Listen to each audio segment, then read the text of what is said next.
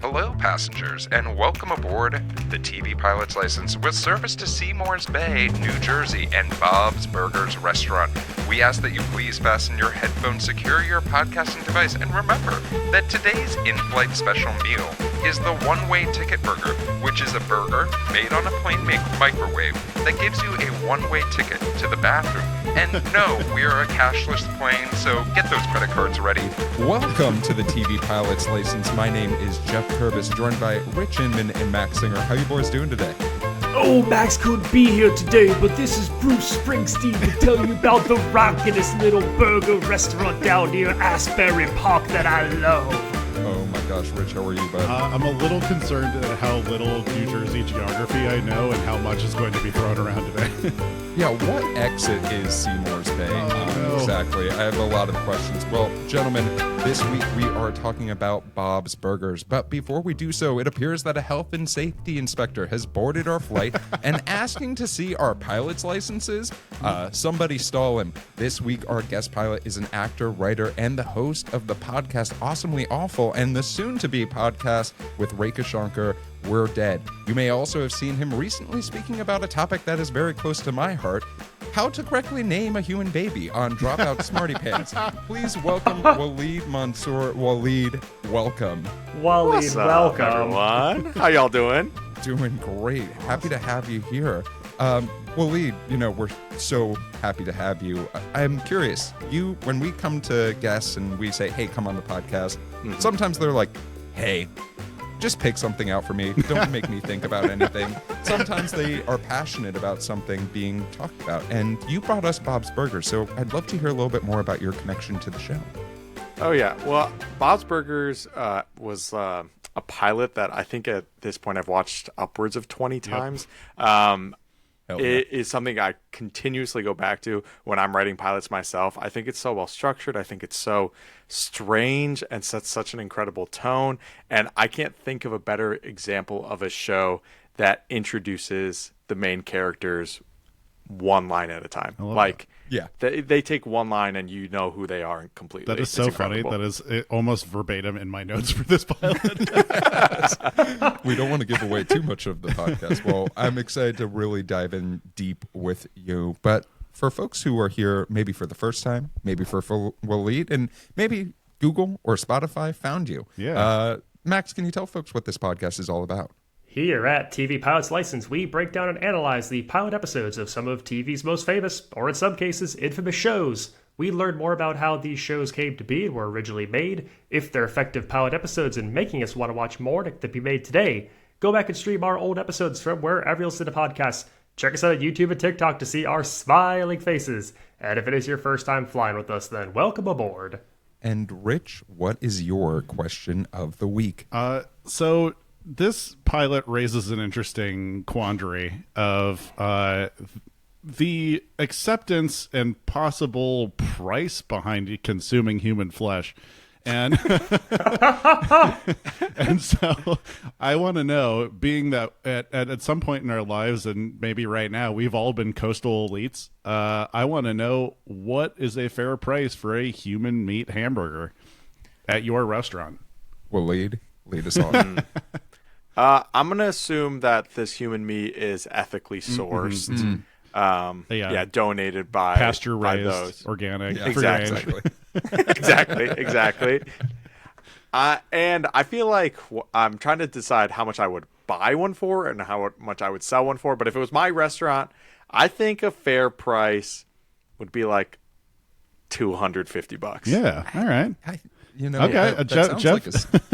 That sounds like a steal, in all honesty. Well, the question, when Rich, I texted you jokingly that this was your question of the week, and you were like, "No, it is going to be now." That has to be our thought starter for this. I was thinking to myself, what do we call the Wagyu style of human flesh that could potentially be out there, right? Is that something that, shout out to my Midwestern folks, comes from Wisconsin, where someone's just raised on cheese curds and good beer. Yeah. And then we turn them into a burger. So I think that the $250 option is very solid. But I'm going to go prices right on your Waleed. Oh, wow. I'm going to go $245 because I want to add a $20 option for truffle on top of there, because If Fair. you're getting human flesh burgers, you absolutely are going for the truffle option as well. And do you guys Max, have what sweet about potato yourself? fries? Well, if this burger joint is in Los Angeles, it's going to be a smash burger. We've reached peak smash burger. It's going to be just pressed to hell on the grill. And you're going to be getting no meat, but the vibes are going to be immaculate at this restaurant. $500 for a 3-ounce human smash burger patty. All right. Rich? Single, just a single. Just a single. And No don't fries. even think for a second you're getting fries or a soda, you bozo. What is animal style for a human style? For a human flesh Human. burger? We're getting artisanal Atwater Village made sodas. Oh my gosh. It tastes awful. I am personally a little shocked at all of you guys went so low in price. Because like you can't get shark fin soup here. You can't eat horse here, except for that one scare with that we that all had. attitude. The one. Hey, Rich, message me separately. But I also feel like if shark fin soup were starting to be served here, it's not going to be $10,000. Like it's not going to be crazy. I don't know, because like I Maybe. feel like this is catering to a very specific type of person, someone who would be down to eat human flesh in the first place, and as just like a thing I need to check off. This is like a the menu type situation for me, and I'm going Okay. I'm going $4,000 and $4,000 and $4,001 with cheese. Oh, wow, what a steal. Rich, you have me budget planning right now, but thank you so much for your question of the week. Let's talk a little bit more about Bob's Burgers. And we're going to start off with a quick synopsis. Bob Belcher runs a struggling burger shop with his wife and 3 children, which we absolutely all watched in this pilot. Sure. But Max, I think, what are the secret ingredients that went into making this pilot? Today we are talking about the pilot of Bob's Burgers titled Human Flesh, which originally aired on January 9th, 2011 on Fox. We're talking about the show's creator, Lauren Bouchard, a little bit. An American writer and animator, Bouchard got his professional start working on a series of shorts that would go on to become the show Dr. Katz Professional Therapist, which ran for 6 seasons on Comedy Central from 1995 to 2002. Towards the end of the run of Dr. Katz, Bouchard creates the show Home Movies, originally for UPN, but canceled after 5 episodes and picked up by Adult Swim, where it enjoyed a much more successful run. The show would mark the first collaboration between Bouchard and star of today's pilot, Jon Benjamin. In 2009, Bouchard teams up with Jim Dotrieve, a producer on King of the Hill, to develop a new show for Fox's primetime animation slate.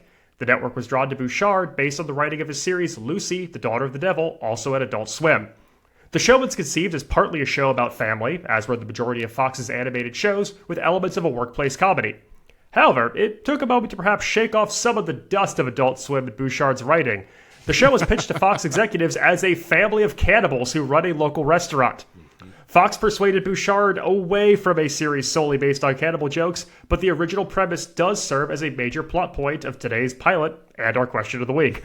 The other major change from presentation to pilot was the retooling of Bob's children. Originally written as 2 boys, Daniel and Eugene, and a daughter, Louise, Daniel was flipped to an eldest daughter named Tina to create more distinction between the kids. However, Bouchard was insisted that the voice actor hired for Daniel, Dan Mintz, stay on to play Tina. In November 2009, the show was given a 13-episode order, with a preview airing in Thanksgiving 2010 before its official premiere mid-season in that January. And that takes us to today's pilot. It is crazy how many people on the show are voiced by men. How many women on the show are voiced by men? Yeah. Yeah, 4 of the 5 leads are men. Yeah. Oh. And you can really hear Linda's voice in that voice actor too, just like how he speaks as a person. I think they found him from a series of web videos. I think of him just testing out that voice. Viral YouTube videos of him doing like a mom character, like a New Jersey mom character. I mean, and he nails it, because I was having flashbacks to living on the East Coast every single time. Let's talk a little bit more about this pilot in depth. And, you know, I think one of the quintessential things about a good pilot is we need to be introduced to, why is this day different? Why are we entering this world in this situation? And I'm curious, Waleed, you know, you referenced that you use this pilot as sort of like a thing to go back to when you're writing on your own. And I'm curious for you, why is this day different? And do you think that we nail why it's so different? Yeah, I think what works really well about the setup of this episode is, they pitch it as like it's the grand reopening of it. So it's not a new space for these characters, so they can all feel comfortable in this space. They've built out this space. But at the same time, it feels like something new is happening because it's this big opening. So it feels like it checks off a box of like having characters comfortably be where they are, and you don't have to like introduce a new character, but it still also checks the box of like something feels new today. Absolutely. Max, you were not in your head. I'm curious for you, like, how does this hit? Because not only do we have the reopening, but I feel like this is a why is today different, where it's like, okay, we have this, and then we also have this, and we also have it keeps on stacking almost like a Russian doll. Yeah, it establishes that concept of like entering late into your scene so well. It's a situation that we don't need to give a lot of like given circumstances for, because like Waleed said, it's the reopening. We know this space. We don't have to give you a ton of exposition. It's Labor Day weekend, so it's high stakes. It's a big weekend. And they say very clearly, this weekend makes or breaks us. And I love that phrase because it sets up an internal struggle right off the bat. And you know that it's going to be a situation where things are going to happen. We're not watching an animated pilot where we say this makes or breaks us and going, it's going to go smooth. Like, we don't want to tune into that. We set up from the jump. We know that hijinks are going to ensue. That's going to test this family and test this business. And it's done in a very clean way from the jump. Definitely.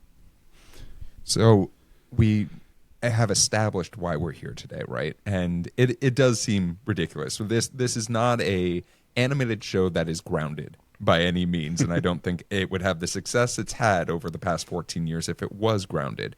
But let's talk about the ridiculousness of the Belcher family in itself, right? Because every single human being, and we've talked about this on this podcast a lot, the idea of if you're going to have a sitcom, you have to have one grounded character surrounded by chaos to create these sort of storylines.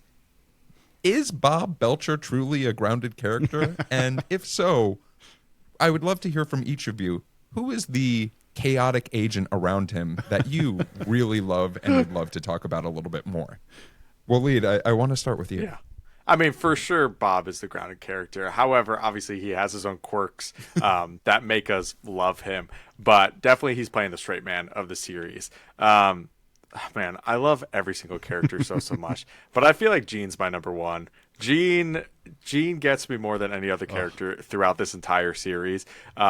Just his honesty, his lack of shame, it hits it out of the park every single time. Yeah, I'm a huge Gene fan.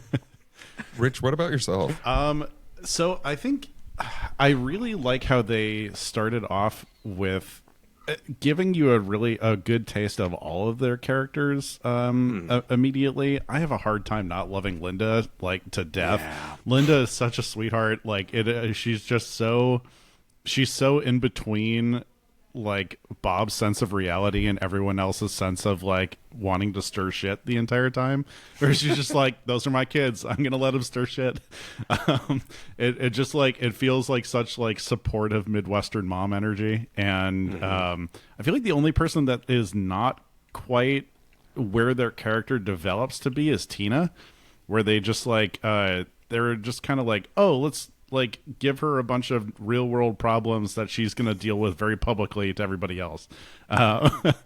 It like seems like just a little bit less flushed out than everybody else. Yeah, I want to comment on that Tina bit, because I think that this version of Tina is the most unhinged that we see throughout the show and its history. Because some of the jokes that are I'm going to say it.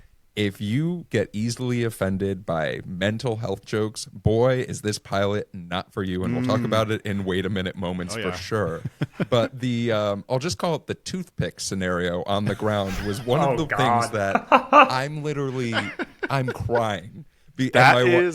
That's the scene. I mean, that scene that goes, it starts from Bob coming upstairs, or even like them going back into the kitchen, all the way through to Gene with a fire extinguisher. That whole sequence, which I don't know how long it is, maybe 4 or 5 minutes. Yeah, maybe 3 at the max. Like, it's insane. It's just perfect to me. It's just every joke is hysterical. I almost could have watched them A Beautiful Mind Tina throughout the entire episode.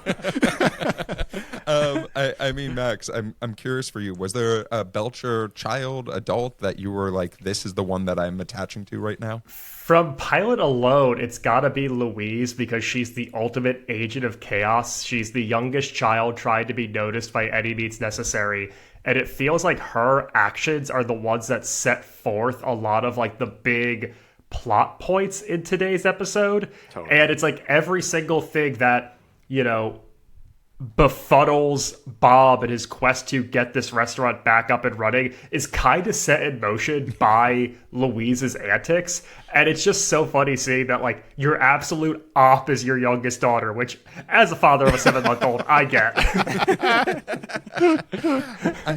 I mean, one of the beauties of this pilot, I think, and if we're thinking about this as a show of like, hey, we're selling this to network execs, they already don't like the cannibalism bit, so how are we going to buy in? The running gags that this show introduces, I think, are one of the things that I have seen this pilot, Waleed, maybe not as many times as you, but like probably like 10 times.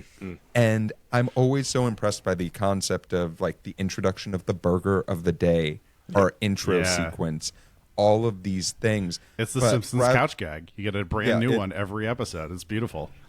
So for y'all, I want to hear from you. We get the lore of the burger of the day concept. Are you bought in, or are you thinking to yourself, ooh, I have a good idea for a burger of the day? I gave my one at the top, so I'm maybe not going to ask you guys to improv on your own. I love the burger of the day. And like you said, there's the few running gags, like the van that comes by at the beginning, the store next door that's always unoccupied/occupied. But burger of the day, I mean, first of all, 15 years later, it's a very smart thing because I think they put out cookbooks at this point. Yeah. They've been able to have like pop-up restaurants as a result of that too, which is so smart. From like a creator standpoint, there is like a little bit of stress, like, oh my God, we got to do one of these every single episode. There's like a little bit of that. It's like, okay, at a certain point, how many van names can you come up with? They're up to like 200 or something. It's so funny because it reminds me of following Megan Amram on Twitter when she would just post when she was writing for The Good Place, she would post the list of all of the restaurants that she came up with, like for The Good Place, which are all puns, amazing, that didn't get picked. So it was like 40 or 50 different types of restaurants. It was beautiful.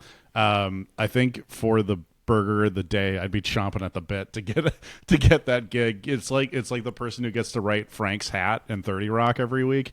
It's like it's just like one little bit of wordplay gets you a long way. And as if committing to one visual gag with high expectations every week wasn't enough, they tripled down on it. You have to do the van, you have to do the business next door, and you have to do the burger. And you know that these things are all in the foreground. People are going to be looking for them. There's an expectation that it's going to hit. But the way that... And I love new baconings. It plays into the whole idea of the pilot. It's simple enough that it's not setting the bar too high. It kind of feels like something that you would see on diners, drive-ins, and dives, which I appreciate. It's very simple. You do get like a little bit of sense of like play from Bob just from this too. Like if he's supposedly writing all of these every week, that's like, oh, Bob has like a fun side. Bob has like a creative side too. Well, and I think without saying it, it shows how alike Bob and Gene are, and that there are these kind of misunderstood creatives. They have all of this, idea sparking in them, and people maybe don't get it. Gene with, his music and his comedy, Bob doing it through food and how he tries to tell stories at the burger of the day, but they don't get the attention or the respect maybe they think they deserve. And even though they play as opposites who maybe annoy each other and butt heads in this pilot, without saying it, it's evident how alike they actually are, which I think is really sweet. As a theater... sorry. Go ahead, Waleed. I was going to say, one of my favorite parts about this show in general is the fact that Bob is a competent chef. Like, he's a very good burger chef. Yeah. and he's just simply a horrible business person. And that's nice. It's nice to have competent people. He should be an competent executive characters. chef. Yeah, exactly. He should be an executive Don't chef. put your Not own money in the movie. financier. Yeah, exactly. I mean, we talk a little bit about these visual gags that are there, but I think that this show does something that Fox has sort of called a cornerstone, which is using flashbacks to drive a point in. And we have that fantastic flashback scene of just Bob forgetting every important date, which I mean, I want to open this up to talk a little bit about the writing of this show, because the jokes are definitely a very specific taste. I don't think that this is something that I would show my parents and be like, isn't this great? And they're going to look at me and be like, what do you mean? Like, why are you our son, and why do you like this would probably be the conversation at the end of this. But what do y'all think as far as what are the jokes that hit for you, or maybe the reason why you think that these jokes are like, oh, wow, comical, like that is good, even though it's slightly awkward at the same time? I think for me, it's when the health inspectors come and it's the hard smash cuts with the dramatic chord progressions as we zoom in on their faces that feels very lifted from soap operas and like 80s primetime soaps, and it feels like one of those tropes that you know and understand, and seeing it played out in an animated series is very fun. Like it's paying homage to a different style of TV. Yeah. And I think they do a good job of referencing things without specifically naming it, like the A Beautiful Mind moment.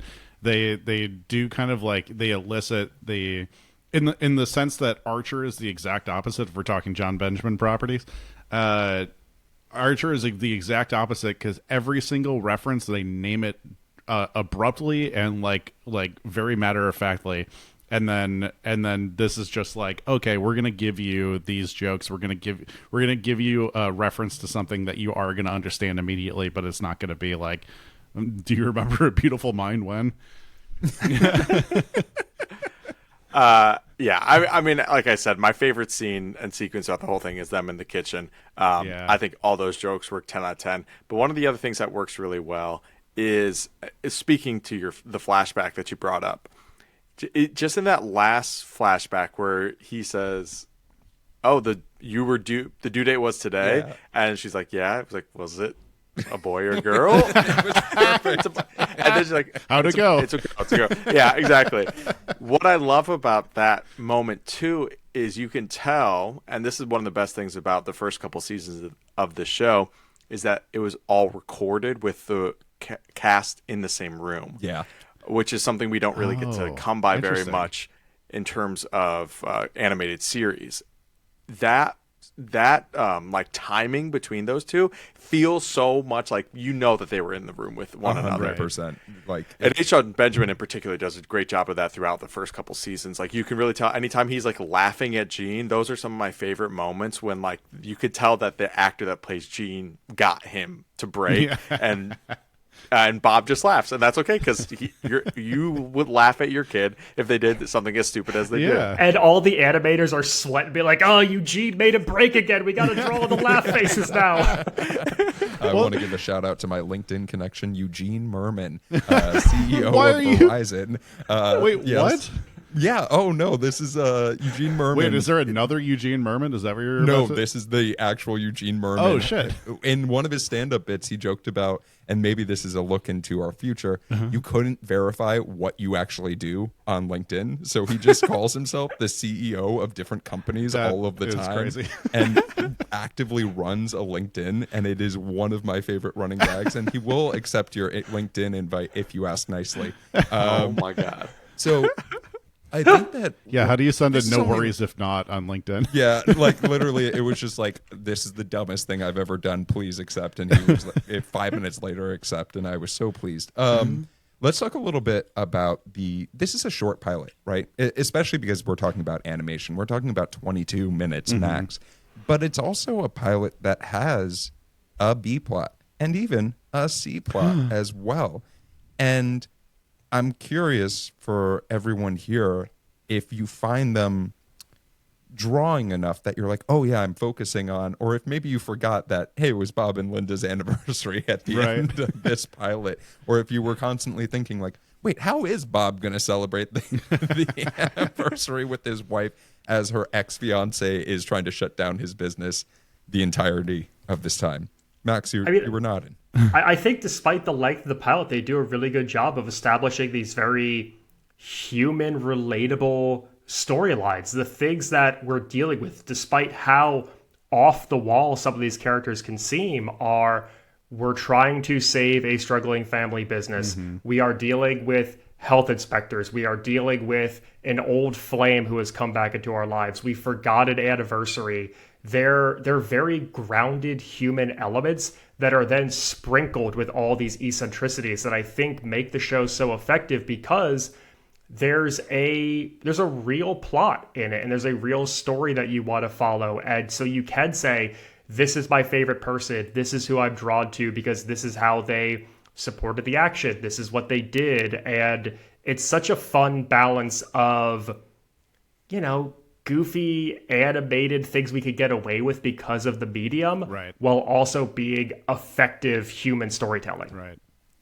Totally. Yeah, I feel like it does what I try to do best when I'm writing, which is marry absolutely goofy with super, super heartfelt. Yeah. That's like my favorite thing. I mean, that's why Scrubs is my favorite series of all time, because it's a series that can make you cry and then make you laugh a second later. And I feel like Bob's Burgers does check that box often. In particular, one of the moments that I think works really, really well is that shot of like the leaf falling and then Bob talking to himself. In the window mirror, saying how much of a mess up he is, and then immediately all the kids are like, "What's Dad doing?" Yes. Yeah.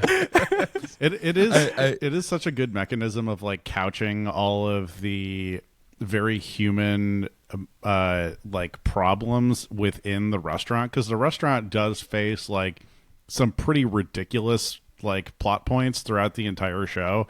And it's just like, it's nice to be able to have that balance of like, no matter what, Bob's Burgers is always going to be struggling, and it's kind of just what draws everyone back to each other every time, no matter like what insane adventure you're going to throw any of the characters into. So we mentioned a little bit of the concept of hijinks, right? And boy, if this show doesn't not only have an A, B, and C pilot, boy, does it have all of the hijinks possible, including a dead body that's gift wrapped, or maybe the visual gag of a human body inside of a burger as a warning sign outside of a restaurant, as just like we talk about laundry folding shows. Boy, is this not one of them, because you need to be watching the screen as you go. And I mean, do the hijinks hit for y'all? I know the answer already, but I want you to verbally say it out loud just to confirm for me. There is like this thing of, and I think it's like maybe rooted from The Simpsons or maybe from some other show, where it's just like all the townspeople are going to be extremely stupid. Like you have to. They have to just all be fucking rubes. Because it is everyone walking by that sign that says "Caution may contain human flesh," and a human being inside of two burger buns. Like they just had that at the Department of Health. That's a government-made sign. Government sign. And just everyone coming by and uniquely screaming at it. Full-on scream. A full-on scream. Every single time. I laughed harder and harder at that. It was one of my favorite gags the entire time. They just made everyone so stupid. Yeah, I mean, for sure. I can't think of a moment that like falls flat for me. Like a super simple one, and like which is totally unnecessary, but I guess also like speaks to his character, is Bob doing the parking, like the Bob getting getting the health inspector out of the parking spot is amazing. Like, turn it. It's like a hysterical save the cat moment. Yeah. Like, okay, I guess this is why we love Bob. That's so funny. I mean, I think that one of the great things about this pilot is we do have a villain in this show. It seems like if you watch more than the pilot, spoiler alert, I have. You're going to have a different villain or a different problem each and every week that is going to come up. And the character of Hugo, while being a health inspector, holding so much power and also just being comically villainous, I think that he would fit in very well, Max and Rich, when we did Devious Maids. I could see Hugo just chilling out, being in that pilot as well as a soap opera villain. Jilted lover.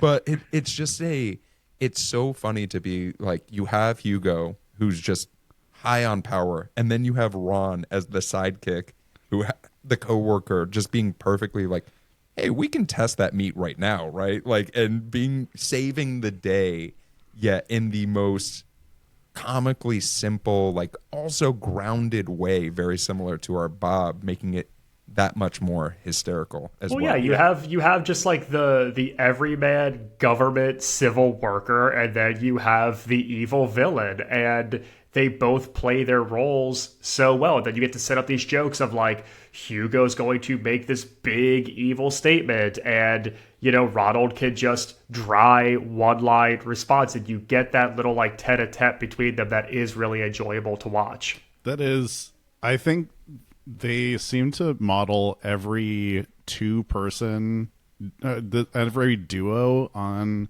Bob's Burgers, like Pinky and the Brain or like Cheech and Chong or something like that, or like it's just like one person's with it and they're a little evil, and then not that describes Cheech and Chong at all, but I'm looking at you, Cheech. I know what you did. And then the other person's just like an absolute bumbling idiot who makes like the best jokes. And I love the dynamic between Hugo and Ron a lot. And it feels like they do kind of use that for like cops and different authority figures quite a bit on the show. It's so good. Totally. Even you just describing it reminded me a lot of in Veep, when it's like Sam Richardson and whatever the tall, skinny guy. I don't know his name, but and Jonah. Jonah. Yeah. Feels like very similar vibes, where one's like intentionally malicious and mean, and the other one's like, I'm here, I guess I'm helping you, the bad guy, but also they're kind of doing stuff wrong, but also help, I guess. Yeah. Oh my gosh. I mean, this pilot does end fairly neatly, though. The day is saved thanks to a bus full of adventurous eaters, we'll call them. And I mean, we end on a Ferris wheel with every single character that we met in this pilot is in that final scene as well, which I don't remember the last time that's happened, Rich or Max, because I literally was looking back on notes and being like, this has never happened before. It's our first show to feature a Ferris wheel in a prominent way. Exactly. It won't be the last. Oh my gosh. But I mean, our show does end with a kiss, with some groans from young children and a groan from Hugo. And I mean, that is our pilot. So I'm curious, for the three of you, what were some things that you loved about this show that maybe we didn't discuss in depth and you'd like to give a little bit more shine? Waleed, I'm going to start with you. Yeah, for me, it's for sure the directing. The directing Nice. of the episode and the storyboarding of it. I know you mentioned like all the smash cuts and the zooms, but that I think there's like smash cuts, zooms, which you don't see a lot in animation. There's a lot of like little sound effects that they use randomly to heighten the emotions of a scene, without it being like part of the score, and it's not just like a silly like zoo, like a silly goofy animated thing. It's like a heavily dramatic sound effect that they add in, and I think those moments really, really make this thing special in a way that made me actually kind of sad that the show now is not like that anymore. Yeah. Like I can't remember the last time I watched a Bob's Burger episode where they did like a weird zoom effect or a weird dramatic sting.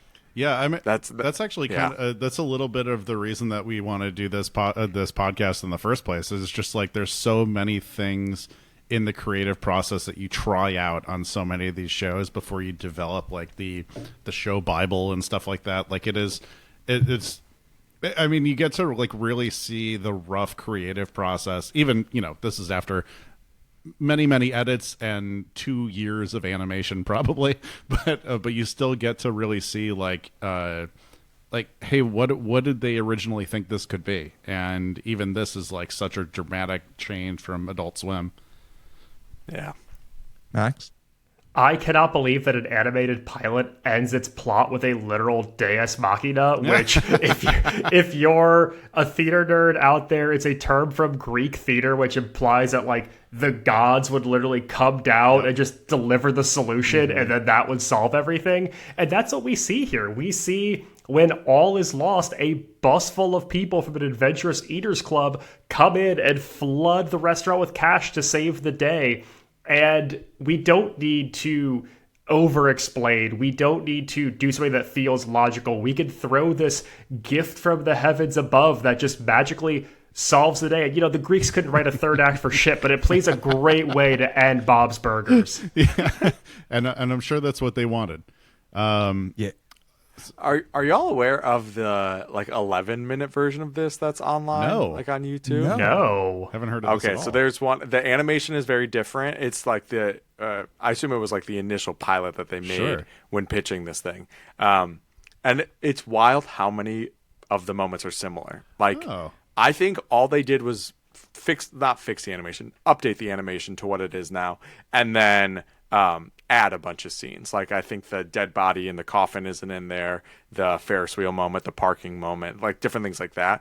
But for the most part, all the beats are in there, and it's a really interesting thing to watch. Be like, oh, this thing worked as an 11-minute version, and it's fun to see how they turned it from that into the 22-minute version that we know. That's so cool. That's very, very cool. Yeah, I will say, for things that I love just how weird this pilot is, right? Like, I think that this is one that hits notes that, as we said, and Waleed, you even mentioned, like, the current version of the show does not hit. And it's really fun to see people be weird and feel comfortable being weird. And also, congrats to Fox for green-lighting this, because there's I could very easily see today them being like, too weird. And then this could be just something that's on YouTube or TikTok or something else. Right. Let's talk about wait a minute Oh, I moments. didn't get to go yet. Oh, you didn't get to go, Rich? No. Let's go. I gotta give it up for the cold open of this show. I know we talked about it a bit, but and Waleed, you mentioned in the very beginning, the entire cold open is so perfect to understanding what each character is going to be and what they want immediately. Like, Louise wants to cause chaos, Gene wants attention, Tina wants significantly less attention, but it's basically like they turned a character description sheet into a cold open where they just go around the horn with each other. It was like one of the most succinct.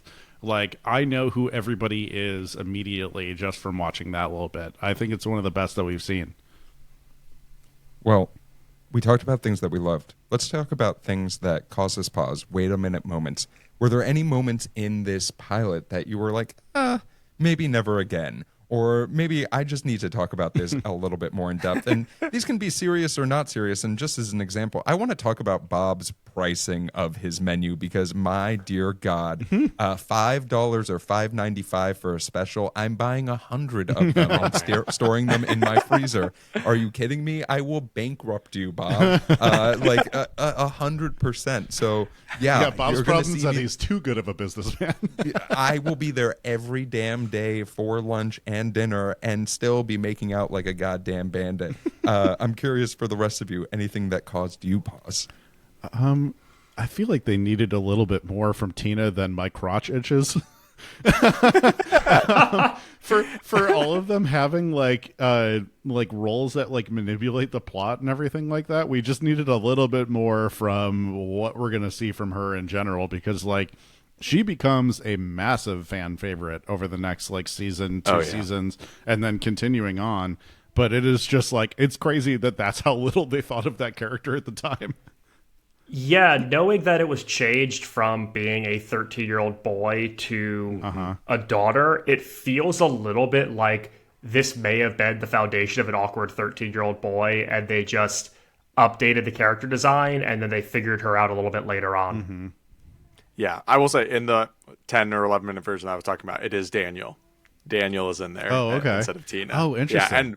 Yeah, And his first line, if I recall correctly, is "My crotch is itchy." It's Oh like the my exact gosh! So same they thing. literally were just like gender swap. Let's go. Awesome.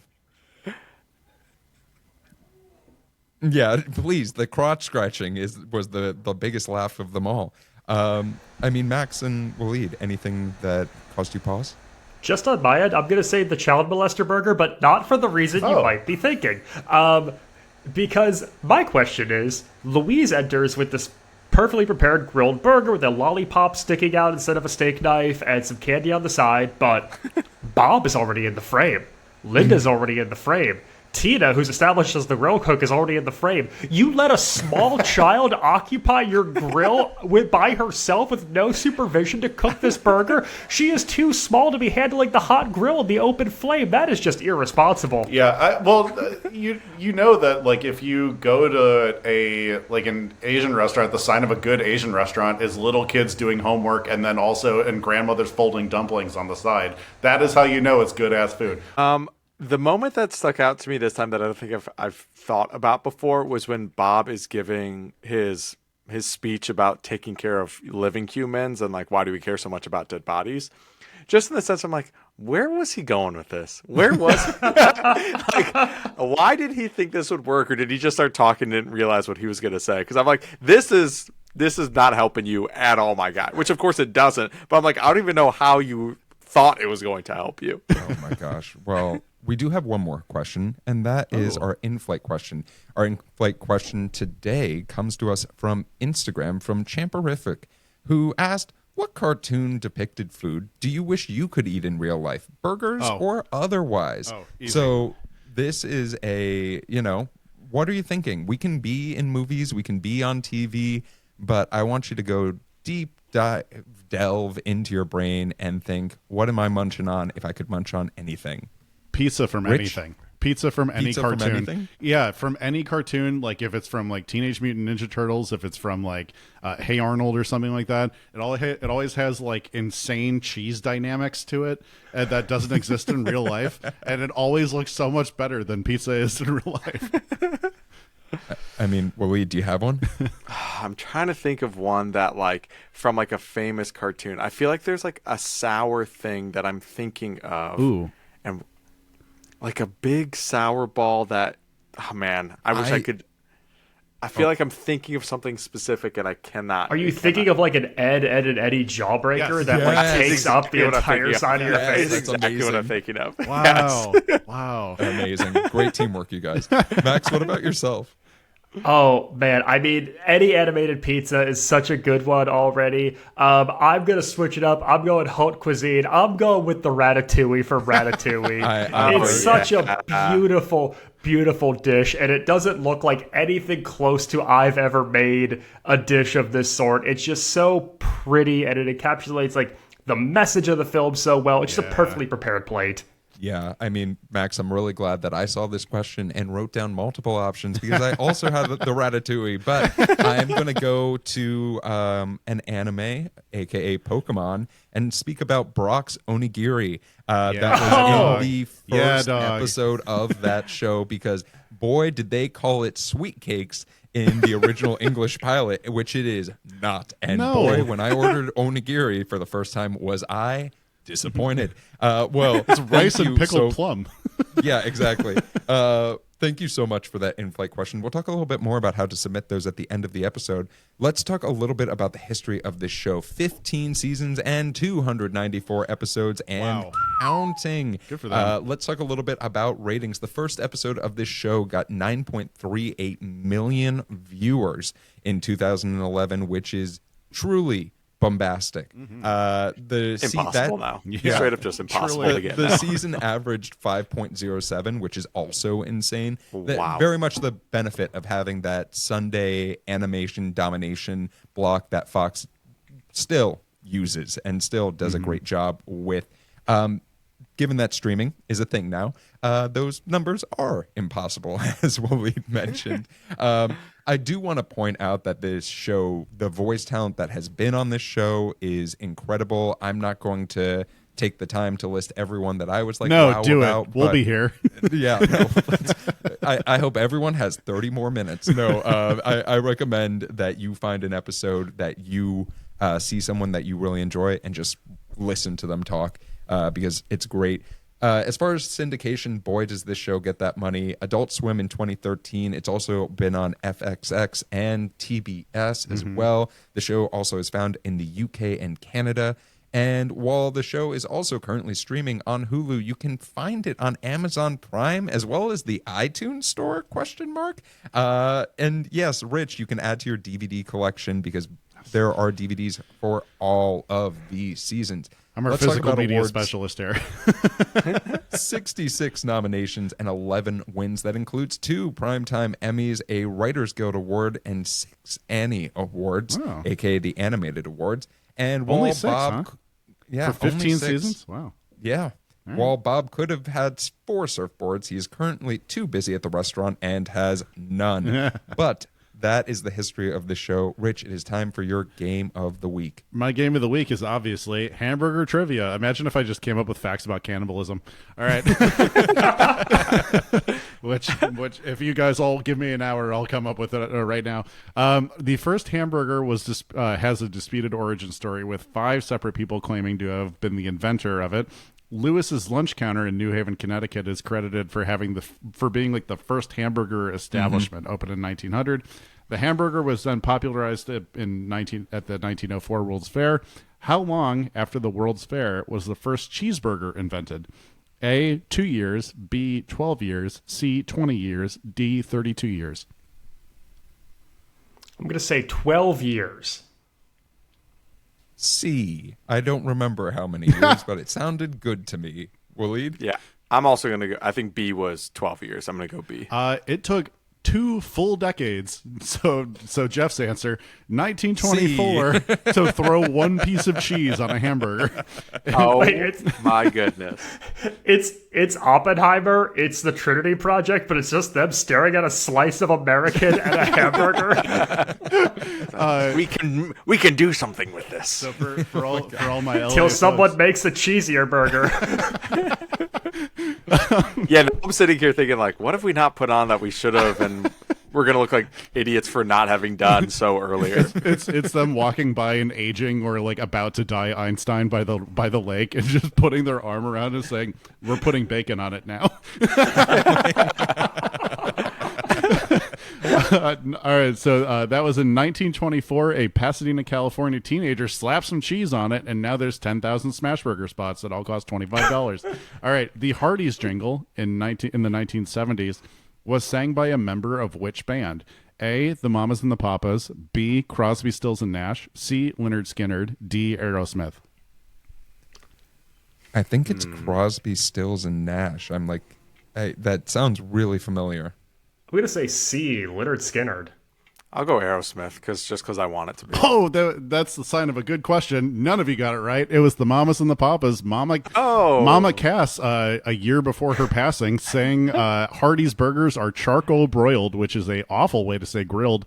All right, final question. All the burgers grilled. With the cheese on top. With the cheese on top. Sorry. Which of these were an original name tested for by McDonald's before they settled on the name Big Mac? Was it A, the Millionaire, B, the Farm Stand, C, Big Beefy, D, the Aristocrat? A, the Millionaire? I'm going to go Millionaire, too. I'm going to go the Farm Stand. It was D, the Aristocrat. They also tried out with horrible. The Aristocrats. and why did I even watch that Michael Keaton movie if I can't get this question right? Oh, you watched the Aristocrats documentary? I did a book report on Ray Kroc when I was like 6. Why didn't I remember that? Never came up. The Aristocrat is a horrible name. What a horrible name. And then they also tried the Blue Ribbon Burger, but they ended up with Big Mac. All right, and that is Rich's Game of the Week. Thanks for playing. Well, Rich, thank you so much for that Game of the Week. As our flight starts to come to a land, I have 2 questions for each of you gentlemen, and that is, 1, based off of the pilot and the pilot alone, would you continue watching this show? And second is, this show is still going. It's still got legs, baby. But I'm curious from an animation perspective, because we're seeing animation pop up a lot more on streamers and places even like HBO, formerly Max. So I'm curious for each of you, do you see animation being a place that is continually invested in? Or maybe, hey, let's just do Emmy-nominated live-action crap. So I'm curious for each of you. Waleed is our guest. I'm going to have you go first. Yeah, I mean, obviously, I would continue watching this show, and I do wish it continued to exist as it does. I feel like I've in watching this, I was like, I should catch up, and then really my thought more was like, I should just rewatch the old stuff that I loved so much. In terms of animation now, I really wish. I'm always searching for more animated shows to watch, especially adult comedies, and I wish that there was more stuff like this coming out. I find it really difficult to find what is the Bob's Burgers of today, and I feel like I'm searching for it, and maybe I'm just missing it. But I absolutely would love more stuff like this to come out. It feels like so much of the stuff coming out now, just like anything and everything, is like very IP based or a reboot. Like, you know, we're getting more King of the Hill and more Beavis and Butthead and stuff. For sure. Yeah, nothing against those things, but I would love a weird new comedy that makes my heart feel good and makes my belly laugh. Yeah. Rich, what about you? I'm definitely watching more of this, and I have. Spoiler alert there. But yeah, I agree. Like, I think having Adult Swim basically as like an animation like incubator works really well. I'm glad to see that it brought more people to a higher platform of viewing. I can't imagine Adult Swim even comes near any Fox animation domination viewership numbers or anything like that. And yeah, I mean, I think the next weird thing is probably going to come out of there. They just have like and they're going to keep investing in animation because sadly, that's where I just see AI being used a lot in the future, which is, you know, you can't very blatantly say, oh, this is AI if you're doing something that's not live action. So I see that's where this is probably going, and you know, they're going to try to shorten the amount of time it takes to actually put out one of these episodes. Because now the pipeline's like, I don't know, 2 full years long before they actually get it out. AI might drastically reduce that, which is sad, but also where I just see this going. I'm kind of a doomer in that way. Max? It's effective storytelling. It's a well-crafted pilot. It absolutely made me want to watch more, and it did its job. And as for the second question, yeah, I love the types of stories you could tell with animation as a medium, and we see something. This is more like, you know, high something like Flow that won the Oscar this year for animated feature, where it's just using animal sounds and there's no dialogue, and it's done with a little bit more of like an easier accessible computer program that anyone could download at home. And so I think that if you have stories that you can tell through this medium and it feels like people do, then keep doing it. And I'm excited to see what sort of creative endeavors we can get out of the genre. Yeah, and for myself, absolutely watching more of this show. As far as animation, I think that I do want to shout out Netflix a little bit, because Netflix keeps on investing in animation. There's a reason that K-pop Demon Hunter, although not traditional animation, is the #1 movie right now on Netflix. And like, that's so good. Also, me listening to animated people on my, during my workouts. Sure, why not? I know they're real people, Max and Rich, but let me just imagine they're animated people. No, their voices are drawn too. Yeah, their voices drawn. But the thing that gives me hope is a story that I read 3 weeks ago about Jared Bush, who is the CCO of Walt Disney. And he was talking about how they're hiring more animators specifically for 2D and bringing in the animators of the 90s to act as mentors for creating new properties. Because who would have thought that you make these soulless movies using Pixar, and people are, that's a pun on soul, are folks. folks. Let me tell you, folks. Oh. You know who's got soul? But wrapping it up, I do think that there I like is soul. this yearning, especially by millennials who have the purchasing dollars for more animated, and I'm hoping that we're going to see it and be able to raise a new generation on some of the amazing stuff that we had as well, even if some of them reference child molester jokes as burgers. But, gentlemen, that is our flight. But before we go, I think we all need to say a big thank you to Waleed for joining us and thank sharing you, this Waleed. lovely pilot with us. Waleed, before we go, where can folks find you if they're looking for a little bit more of you? Yeah, you can follow me at Mr. Waleed Mansour on TikTok and Instagram. And then feel free to watch Awesomely Awful. It's on YouTube. And then coming out July 21st is my new show with Reka Shankar, We're Dead, where we as dead people interview folks in the afterlife, both real and fictional characters. I believe So on the first clever. episode, we got Sigmund Freud and Humpty Dumpty. So feel free God, to I feel free to cannot. check that out. That is just for me, only me. Waleed, thank you again so much. Rich, Thank you so much for having me, y'all. That's so funny. Rich, where can folks find you? You can find me counting toothpicks on the floor, and you can find me on Instagram at Damn That's Rich. You can find original sketch comedy from Max and myself over at Dadwagon Comedy on TikTok. Max? Hello, the media? You can find me on all things social media at Maxwell Singh.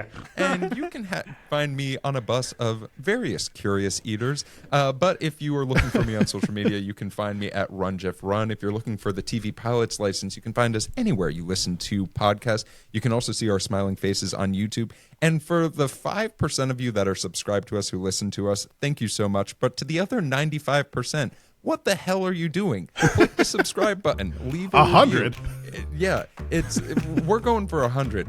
If you have an in-flight question or maybe a question for the podcast, you can shoot us an email at tvpilotslicense@gmail.com or give us a call or leave us a voicemail at 213-290-1713. Make sure to watch out for some of the stuff that we have coming up. But with the plane landed and the seatbelt sign off, we look forward to flying the bright skies of the TV world with you soon. Until next time, keep your eyes on the skies and your finger on the dial. My crotch itches. Oh my God.